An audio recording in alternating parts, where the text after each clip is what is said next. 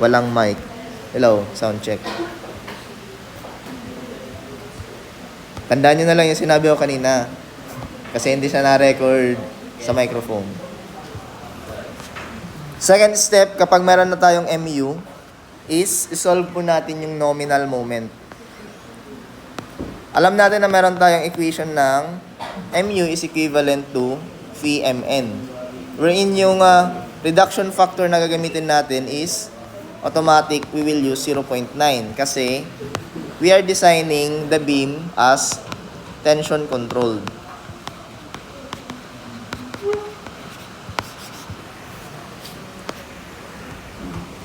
After determining the nominal moment, check for the rho tsaka rho max. So kapag sa problem,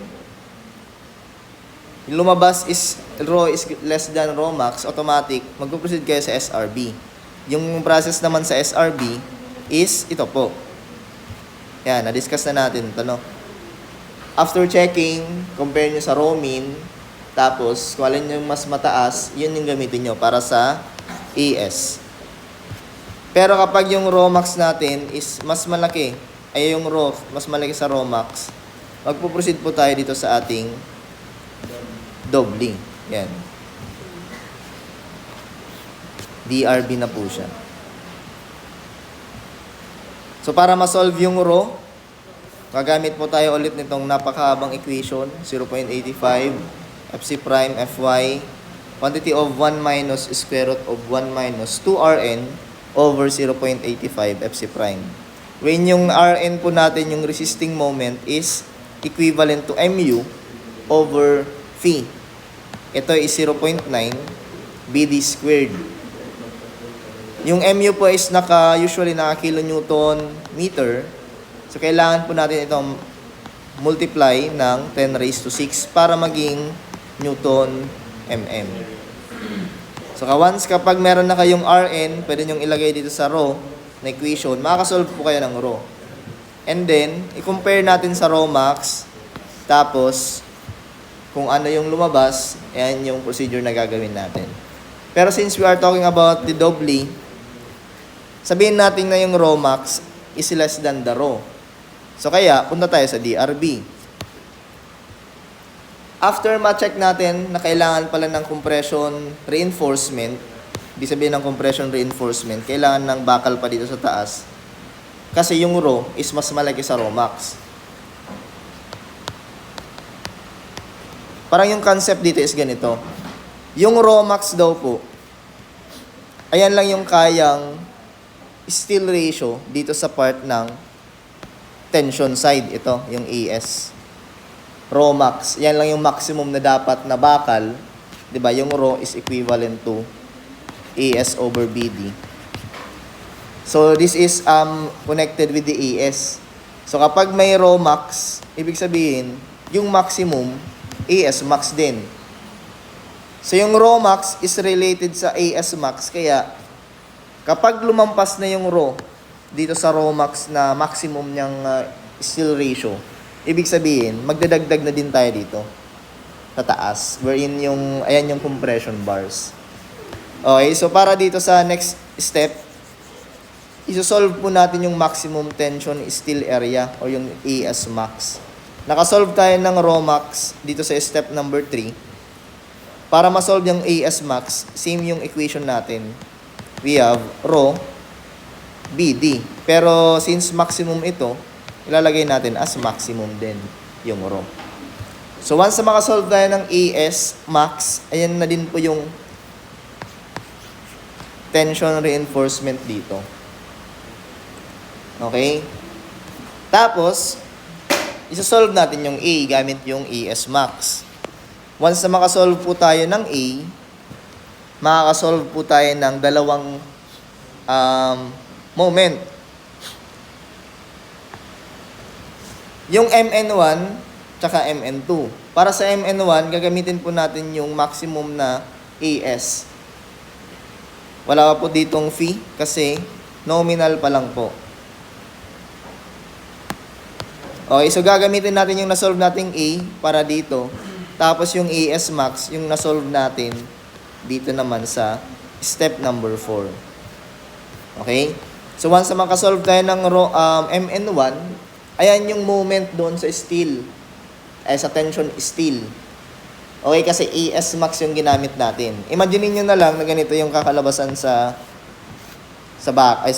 beam.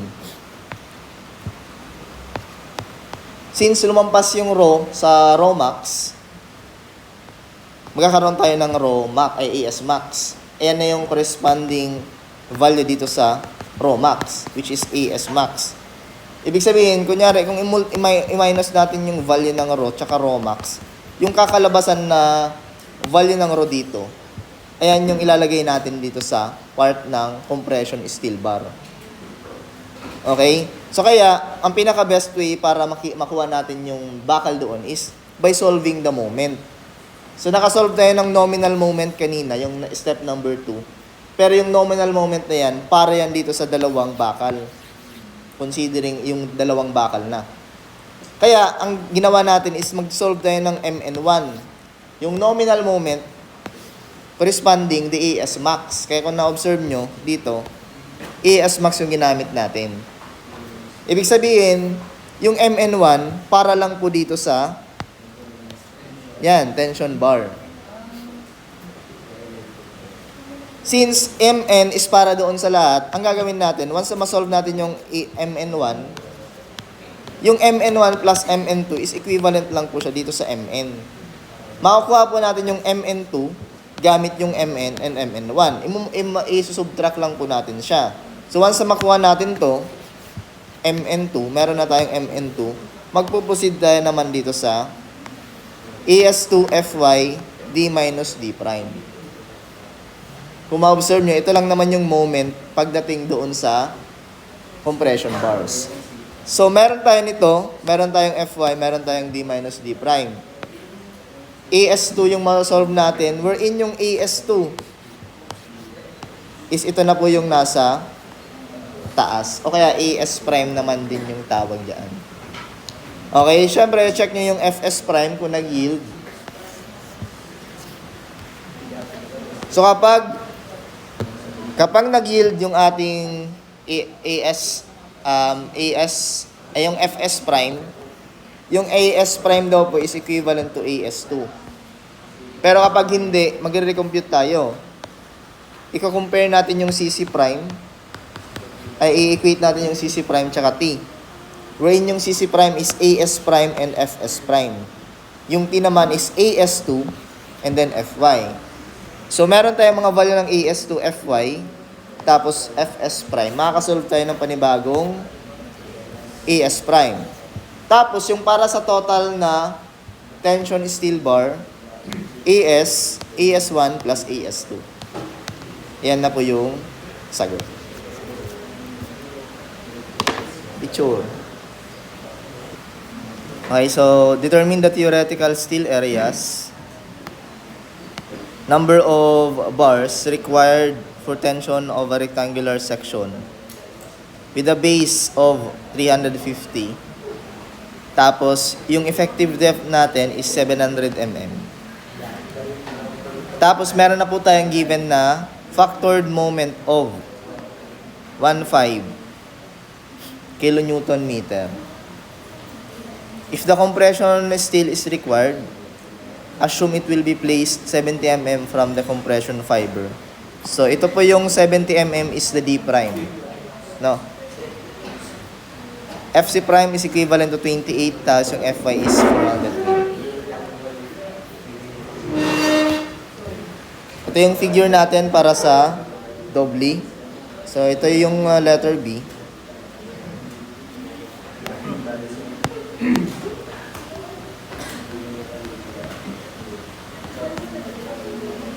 Yung D prime is 70. Okay.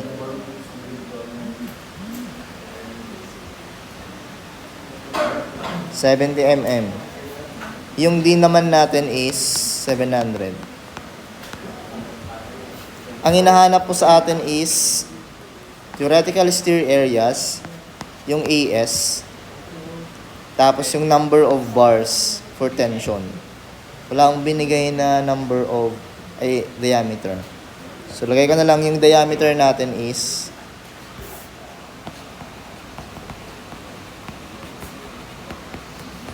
20 mm.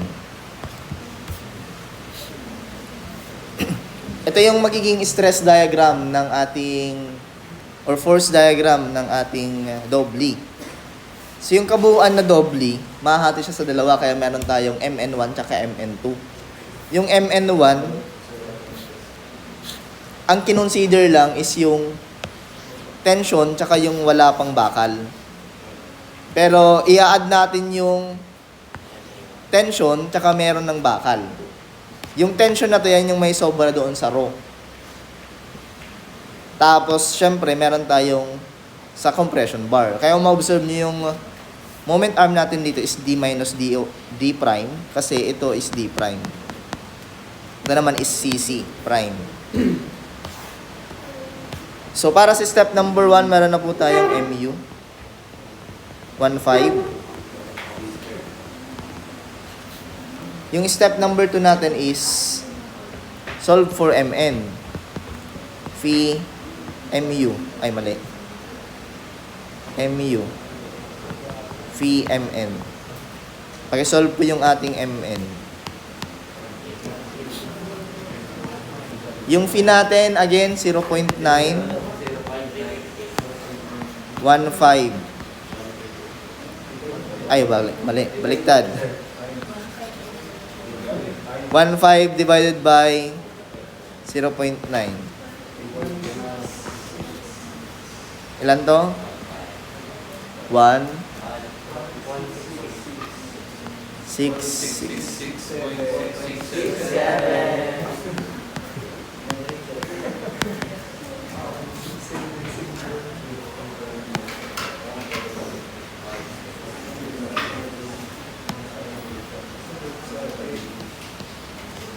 Step number 3, check natin kung DRB ba siya or SRB. Solve natin yung rho. Yung rho natin is merong equation na 0.85 FC prime Fy 1 minus square root of 1 minus 2 Rn divided by 0.85 FC prime.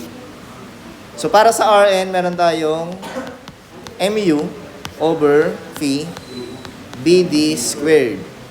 Meron po yung squared huwag niyong kakalimutan yan. Yung Mu natin is 1.5 times 10 raised to 6. 0.9, 350 yung B. Yung D naman is 700. E squared. Tabingi. Yung Rn is equivalent to ilan? 9.718.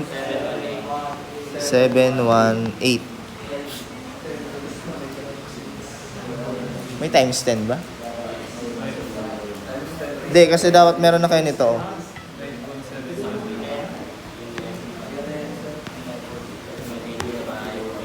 Tapos, ilagay nyo lang sa row. 0.85, 28 yung FC prime. Yung Fy natin is ito. 420.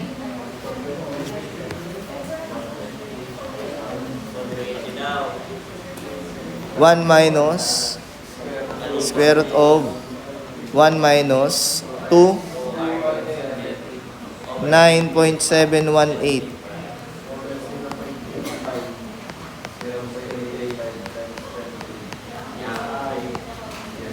Oh, ilan po yung value ng rho natin?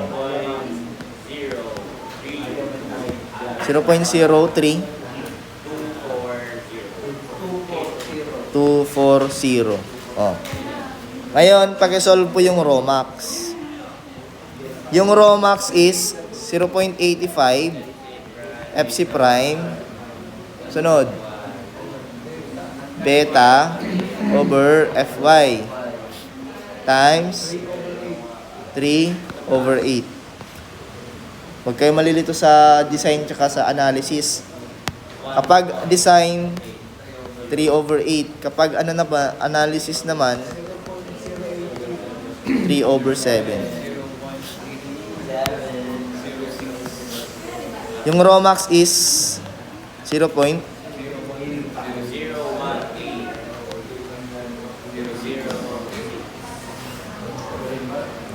Okay, yung Romax tsaka yung natin is 0.03. Yung Romax naman natin is 0.08. So yung is greater than Romax. Kapag is greater than Romax, TRB. Ay, maliit pala yung mga sulat natin.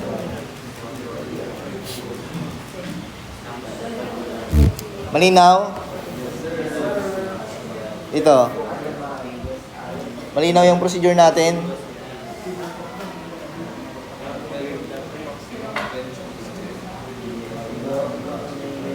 Pancho? Okay. Onins? Eduardo? Okay? Sino hindi okay?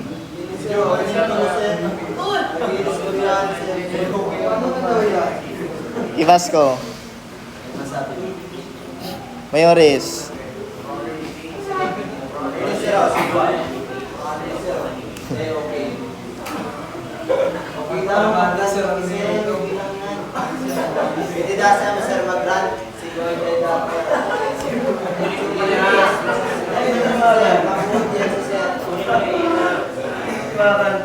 Nag-abot mo lang akong okay. Tapos kayo pa rin okay, narinig din o. Share na. Pwede man ako mag-share. Pwede man ako mag-open. Open lang. Basta sa tahaw.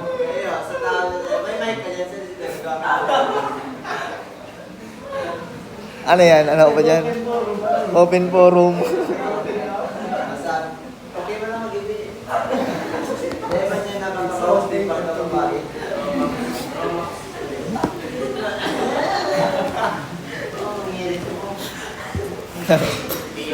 Okay, next. Solve for the maximum steel area. AS max. Yung AS max is equivalent to Rho max BD.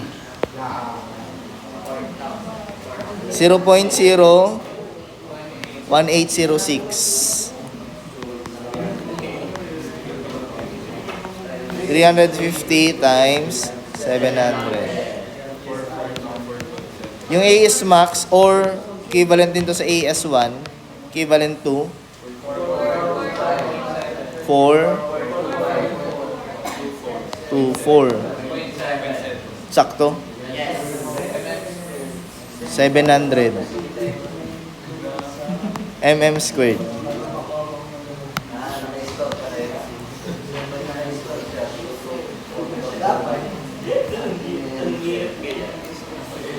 Pag ano sir, pag quiz or exam sir, dapat na register. 3 decimal lang. Ano ganun? Pero sa Rho, tsaka Rho max, type 1, mga 5. Ano ganun? 1, 2, 3. 1, 2, 3, 4, 5. Para accurate kahit pa. So after this one, solve naman natin yung A.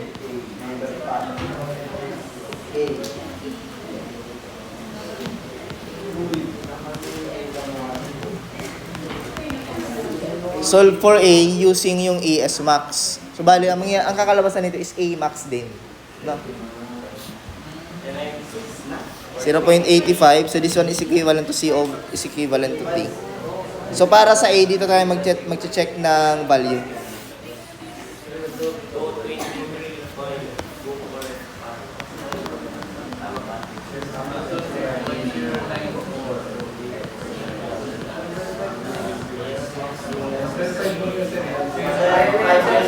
Step 5. Ay, step 5.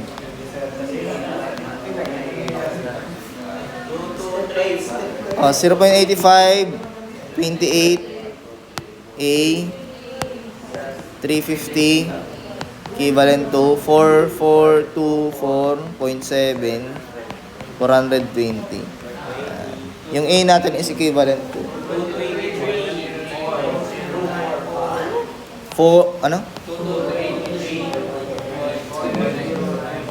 092.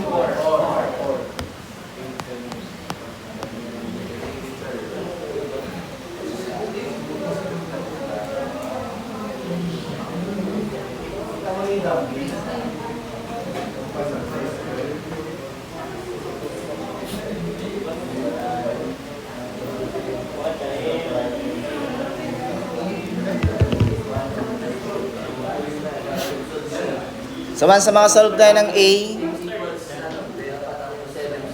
number 6, solve for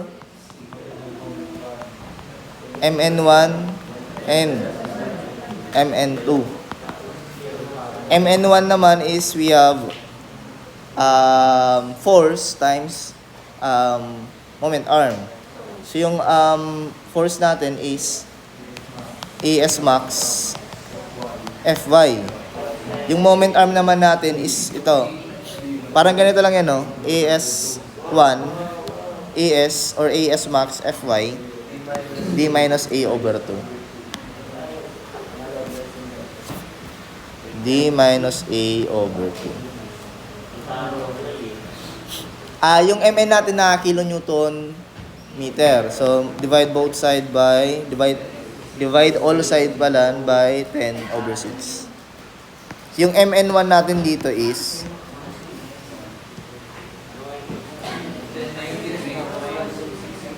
1093.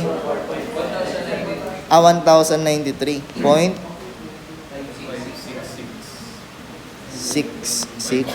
566.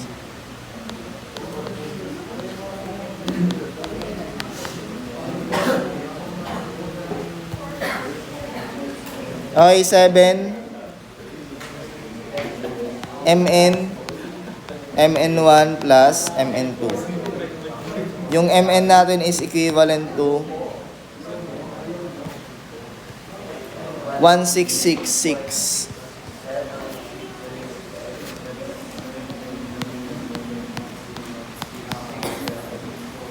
MN1 is 1093.566 plus MN2.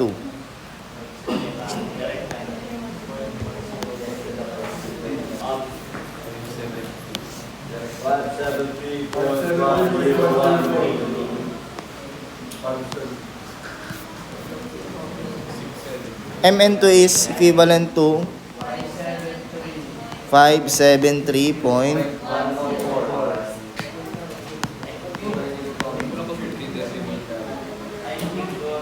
573.104. Pag 667.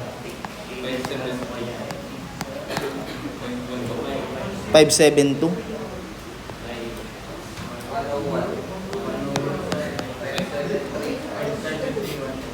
573.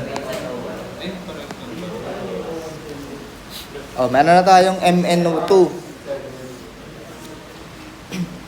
Sa MN2, mag-solve naman natin yung AS2. Meron na tayong AS1 kanina, ito. AS max. So, kailangan natin i-solve yung AS1 and AS2. Para ma-solve natin yung AS2, gagamitin natin yung MN2. Number ano na to? 7. Ay.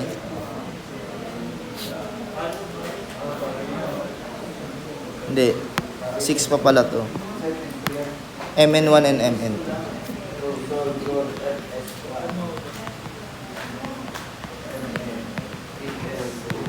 So, para ma-solve ng yung AS2, magamit tayo ng MN2 is equivalent to AS2 Fy D minus D prime.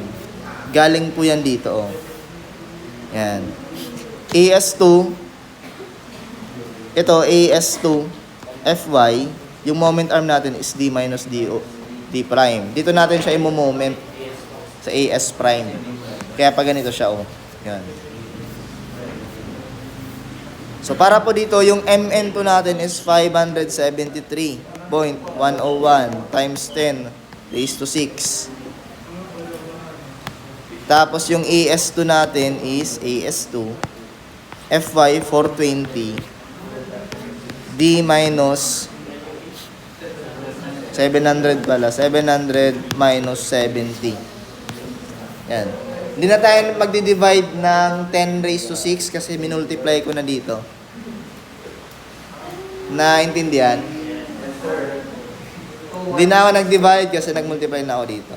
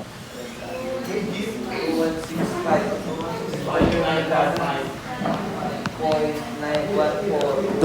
2, 1, oh.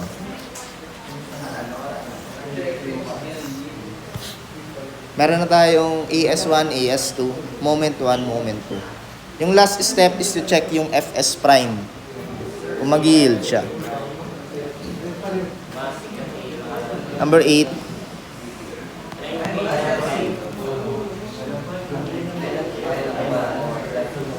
Solve nyo na yung C. Kasi kailangan pala ng C, FS prime. 600, C minus D prime. 2, 6.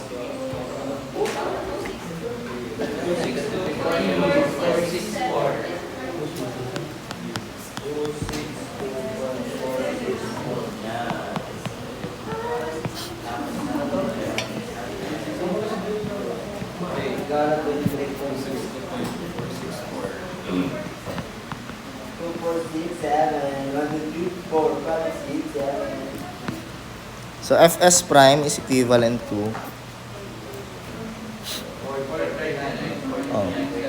439.978. So this is greater than FY. Kaya ito is mag-yield pa rin to, no? Still yields. Meron tayong condition kapag nag-yield yung FS prime. Ito yun, no? Kapag daw nag-yield yung FS prime, yung gagamitin nating AS is equivalent sa, yung AS prime is equivalent na sa AS2. Okay, pero kapag hindi siya nag-yield, babaguhin natin yung value ng FS prime para makakuha tayo ng AS2. Wherein, i-equate lang natin yung CC prime and T.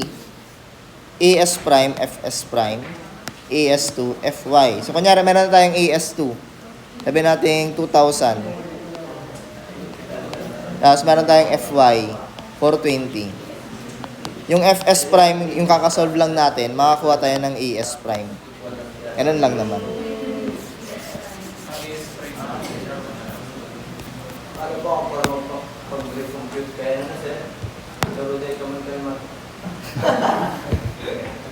Okay, so since yung steel compression steel bar natin is nag-yield,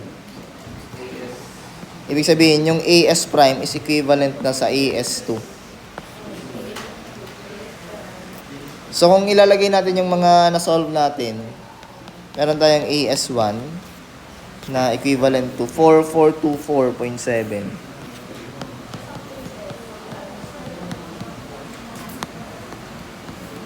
Yung AS2 naman is ito, 2165.915 mm squared. So yung last step para dito, step number 9, is AS. Wherein yung AS natin is equivalent to AS1 plus AS2. So para dito, i-add lang natin yung dalawa. Meron tayong 4424.7 plus 2165. 6,000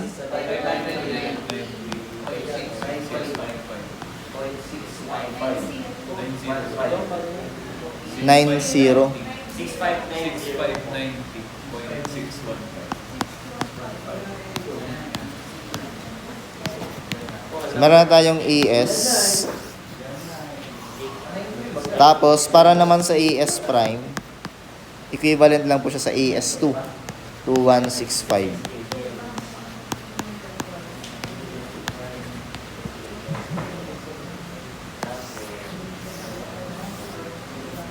Ito na yung final answer natin.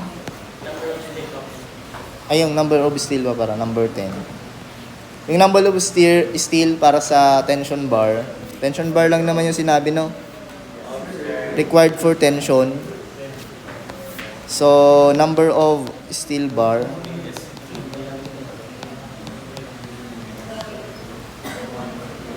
is equivalent to AS divided by the area of diameter. 6590.615 divided by pi over 4. 20 yung nilagay ko, no? 20. So, yung number of steel bar is equivalent to ilan?